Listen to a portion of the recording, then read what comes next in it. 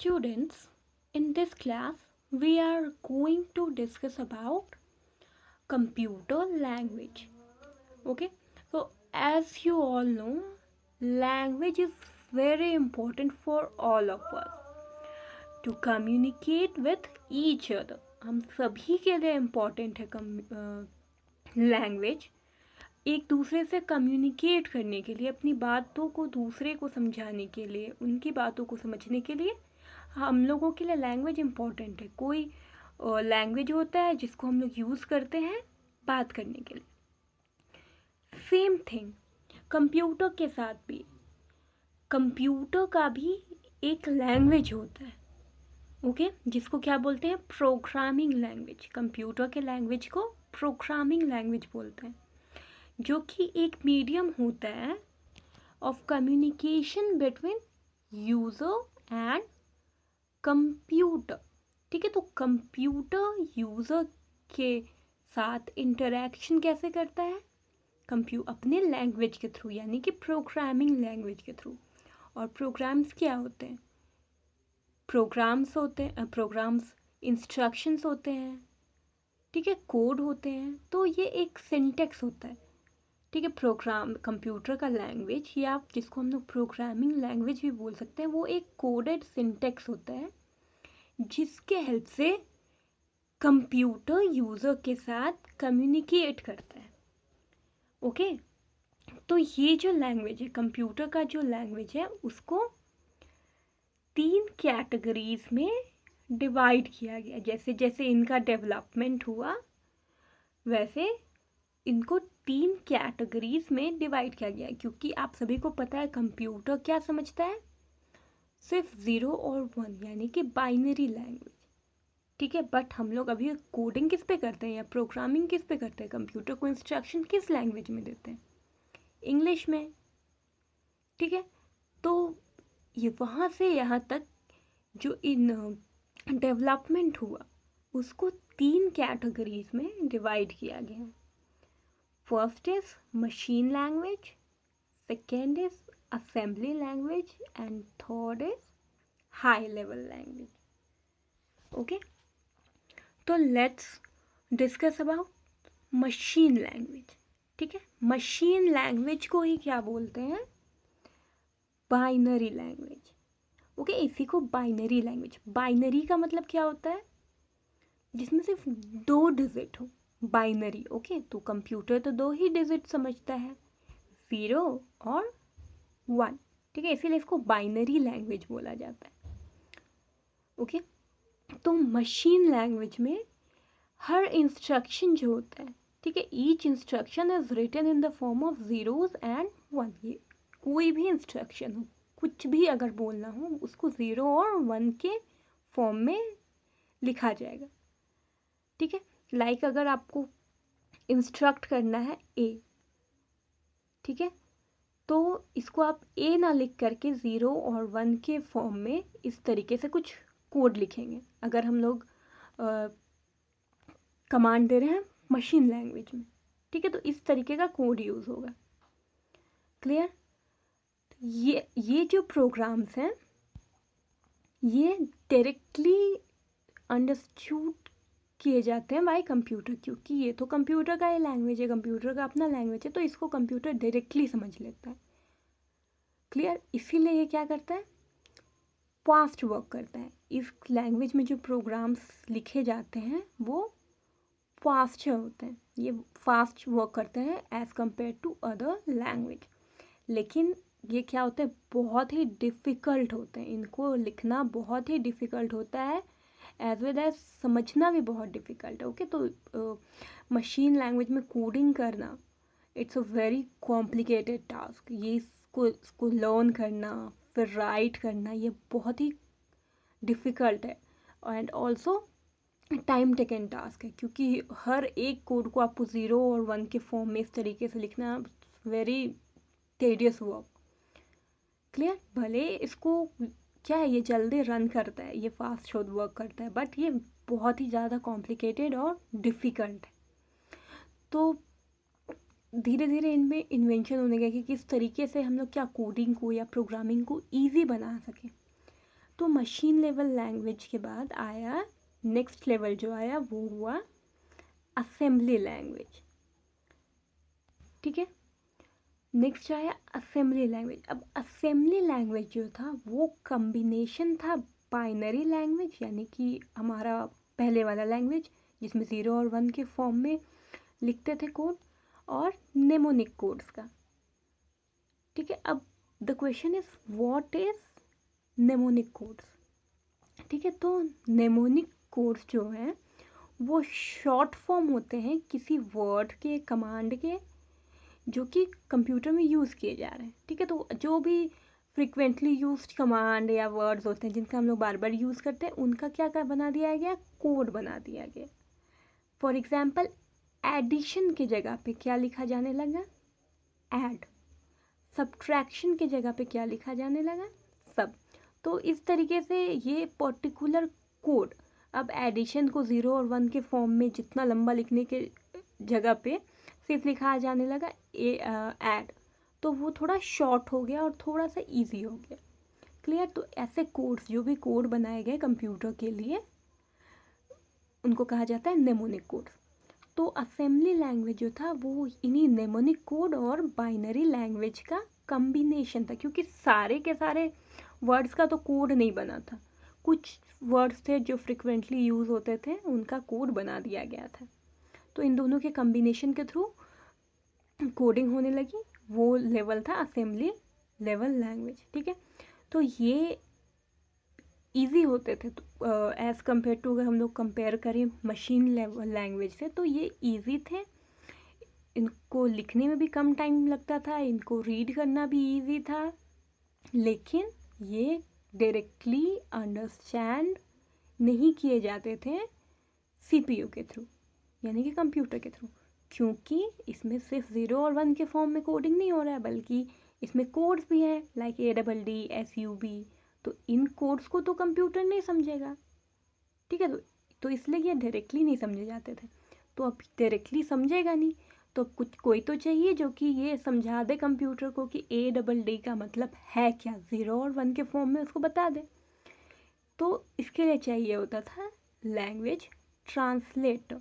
ठीक है, जो लैंग्वेज को ट्रांसलेट कर सके। जैसे अगर हम लोग आपस में बात कर रहे हैं, मुझे मान लो इंग्लिश आती है, आपको इंग्लिश नहीं आती है, आपको हिंदी आती है, मुझे हिंदी नहीं आती है, तो हम लोगों को बीच में एक मीडिएटर चाहिए जो कि जिसको हिंदी भी आती हो, इंग्लिश भी आती हो, तो वो ट्रांसलेट कर देगा। तो इसी तरीके का लैंग्वेज ट्रांसलेटर चाहिए था असेंबली लैंग्वेज में, जो कि कन्वर्ट कर सके इन कोड्स को 0 और 1 के फॉर्म में। तो ये ट्रांसलेटर कौन था, असेंबलर। ठीक है, इसीलिए असेंबली लैंग्वेज में यूज़ होता था असेंबलर का, जो कि कन्वर्ट करता था इन कोड्स को बाइनरी लैंग्वेज में, और फिर कंप्यूटर इसको समझता था। इसीलिए ये थोड़े स्लो वर्क करते थे। Clear. Next is high level language. ठीक है, अब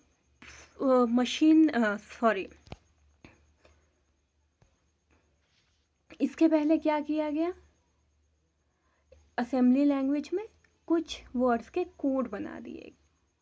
तो ये तो एक आइडिया तो मिल गया कि हाँ, कोड बना करके और फिर लैंग्वेज ट्रांसलेटर के थ्रू हम लोग लैंग्वेज को ट्रांसलेट करवा सकते हैं, जिससे कि प्रोग्रामिंग बहुत इजी हो जाती है। तो जब हम लोग कुछ वर्ड्स पे कर सकते हैं, तो हर वर्ड के लिए क्यों नहीं कर सकते हैं, हर वर्ड के लिए भी कर सकते हैं। तो इस तरीके से आया फिर हाई लेवल लैंग्वेज। अब हाई लेवल लैंग्वेज जो था वो बिल्कुल यूज़र फ्रेंडली लैंग्वेज था। इसमें हम लोग अपने लैंग्वेज में कंप्यूटर पे कोड करते थे या प्रोग्राम करते थे, लाइक जैसे अभी हम लोग कर रहे हैं। हम लोग अभी हाई लेवल लैंग्वेज यूज़ कर रहे हैं, हम लोग इंग्लिश में कोड करते हैं। तो जिसका जो अपना नेटिव लैंग्वेज है उसी लैंग्वेज में वो कोड करने लगे। इसीलिए इस लैंग्वेज को, हाई लेवल लैंग्वेज को रीड करना, राइट करना, सीखना, अंडरस्टैंड करना बहुत ही ईजी था। बट क्योंकि हम लोग अपने लैंग्वेज में कोड कर रहे हैं तो कंप्यूटर तो समझेगा नहीं, तो फिर इसको क्या करना था, ट्रांसलेट करना था। कोई चाहिए था जो कि ट्रांसलेट करके समझा दे कंप्यूटर को कि ए का मतलब ये है तुम्हारे लैंग्वेज में, और हम लोगों को समझा सके कि उसका 0 1 1 1 1 का मतलब क्या है हमारे लैंग्वेज में। है, तो इस काम के लिए हाई लेवल लैंग्वेज में यूज़ होने लगा कंपाइलर या इंटरप्रेटर का। ठीक है, ये कंपाइलर और इंटरप्रेटर दो लैंग्वेज ट्रांसलेटर हैं जिनका यूज़ किया जाता है हाई लेवल लैंग्वेज में, लैंग्वेज को हाई लेवल से बाइनरी में कन्वर्ट करने के लिए। ठीक है, ताकि कंप्यूटर उसको समझ सके। क्लियर? तो अब देखते हैं वन बाय वन कि कंपाइलर कैसे वर्क करता है और इंटरप्रेटर कैसे वर्क करता है। ठीक है, मैंने बता दिया आपको कि कंपाइलर एंड इंटरप्रेटर क्या है, लैंग्वेज ट्रांसलेटर है जो कन्वर्ट करते हैं हाई लेवल लैंग्वेज को मशीन लैंग्वेज में। ओके, और फिर मशीन लैंग्वेज को हाई लेवल लैंग्वेज में। क्लियर? तो अब कंपाइलर जो है वो क्या है, ऑब्वियसली एक प्रोग्राम है। अभी बताया मैंने कि ये प्रोग्राम है, स्पेशल प्रोग्राम जो क्या करता है, ट्रांसलेट करता है हाई लेवल लैंग्वेज को मशीन लेवल लैंग्वेज में। अब दोनों तो सेम चीज़ है, काम तो दोनों का एक है, कंपाइलर और इंटरप्रेटर का ट्रांसलेट करना, बट इसके वर्किंग में क्या है, डिफरेंस है। कंपाइलर जो है वो हाई लेवल लैंग्वेज को मशीन लेवल लैंग्वेज में डायरेक्टली कन्वर्ट कर देता है। Okay, one thing more, that जो कोड हम लोग कर रहे हैं, ठीक है, कंप्यूटर को हाई लेवल लैंग्वेज में हम लोगों ने जो इंस्ट्रक्शन दिया या जो प्रोग्राम उसमें कोड किया अपने लैंग्वेज में, दैट मीन्स इंग्लिश, हिंदी, कोई भी लैंग्वेज हो सकता है जिसमें हम लोग कोड करते हैं, वो कहलाता है सोर्स कोड। ओके, सोर्स मतलब ओरिजिन जहाँ से हुआ, सोर्स कोड। और जब वो कन्वर्ट हो जाता है कंप्यूटर के लैंग्वेज में, जो कि कौन सा है, मशीन लैंग्वेज और बाइनरी लैंग्वेज, आप कुछ भी बोल सकते हो, वो कहलाता है मशीन कोड। ठीक है, तो कंपाइलर डायरेक्टली सोर्स कोड को कन्वर्ट कर देता है मशीन कोड में।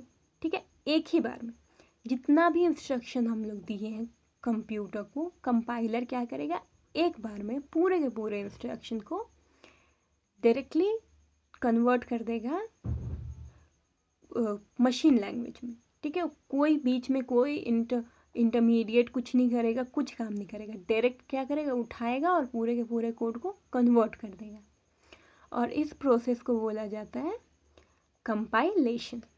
ओके, कंपाइलेशन लाइक ये है हमारा सोर्स कोड। यहाँ पे हमने कुछ कोड दिया है, कुछ भी कोड हो सकता है, हमने जो इंस्ट्रक्शन दिया है कंप्यूटर को, और यहाँ से ये कन्वर्ट हो गया कहाँ, एग्जीक्यूटेबल कोड, यानी कि जो एग्जीक्यूट हो रहा है। ठीक है, जो कि अभी एग्जीक्यूट हो रहा है, हम लोग जो जिसको कि कंप्यूटर समझेगा। क्लियर? और फिर वो मशीन में के थ्रू क्या किया जाता है, अंडरस्टैंड कर लिया जाता है, यानी कि कंप्यूटर उसको अंडरस्टैंड कर लेता है। तो ये सोर्स कोड से एग्जीक्यूटेबल कोड में कन्वर्ट होने का जो प्रोसेस है वो कहलाता है प्री प्रोसेसिंग। ठीक है, अब वो कन्वर्ट हो जाएगा एक बार, कंप्यूटर उसको समझ ले कि भाई मिला क्या है हमको करने के लिए, तभी तो वो उस पर प्रोसेस करेगा। इसीलिए कन्वर्ट होने के पहले का जो प्रोसेस है वो कहलाया प्री प्रोसेसिंग। अब कन्वर्ट हो गया, उसको पता चल गया अच्छा ये काम करना है, तो वो फिर कहलाया प्रोसेसिंग। उसके बाद जो काम होगा वो कहलाएगा प्रोसेसिंग। ओके, और इस पूरे के पूरे प्रोसेस को क्या बोलेंगे, compilation. Clear? Next is interpreter. अब इंटरप्रेटर कैसे वर्क करता है, ये भी करेगा क्या, हाई लेवल लैंग्वेज को कन्वर्ट करेगा मशीन लेवल लैंग्वेज में। लेकिन इंटरप्रेटर क्या करता है, डायरेक्टली नहीं काम करता है, ये बीच में एक इंटरमीडिएट कोड बनाता है। ये सोर्स कोड को डायरेक्ट क्या करता है, एग्जीक्यूट नहीं करता है, बल्कि इसको पहले एक और इंटरमीडिएट कोड में उसको चेंज करता है, और ये क्या करेगा, लाइन बाय लाइन वर्क करता है। कंपाइलर तो एक बार पूरे के पूरे प्रोग्राम को सीधे चेंज कर देता था, लेकिन ये हाई लेवल इंस्ट्रक्शन जो मिले हैं उसको लाइन बाय लाइन क्या करेगा, इंटरमीडिएट कोड पहले उसका जनरेट करेगा, और फिर ये इंटरमीडिएट कोड जो है वो मशीन लैंग्वेज में कन्वर्ट होंगे। और इस पूरे प्रोसेस को बोलते हैं इंटरप्रिटेशन। यह है सोर्स कोड, यहाँ पे कुछ इंस्ट्रक्शन दिया गया है। अब ये लाइन बाय लाइन एक एक करके पहले फर्स्ट लाइन का इंटरमीडिएट कोड बनाएगा, फिर सेकेंड लाइन का इंटरमीडिएट कोड बनाएगा, फिर थर्ड लाइन का इंटरमीडिएट कोड बनाएगा।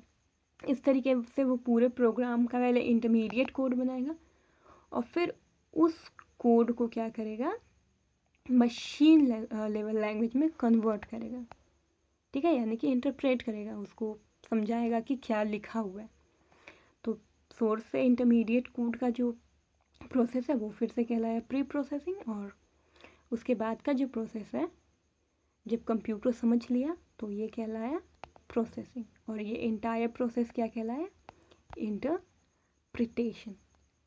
ओके, और असेंबलर मैं बता चुकी हूँ। असेंबलर क्या है, एक लैंग्वेज ट्रांसलेटर है जो असेंबली लैंग्वेज को कन्वर्ट करता था मशीन कोड में। ओके, ये जब असेंबली लैंग्वेज में प्रोग्राम्स लिखे जाते थे तब यूज़ होता था। ये असेंबली लैंग्वेज को कन्वर्ट करता था मशीन कोड में, जिसमें कोड के फॉर्म में लिखे जाते थे language. Okay, so that's all for today.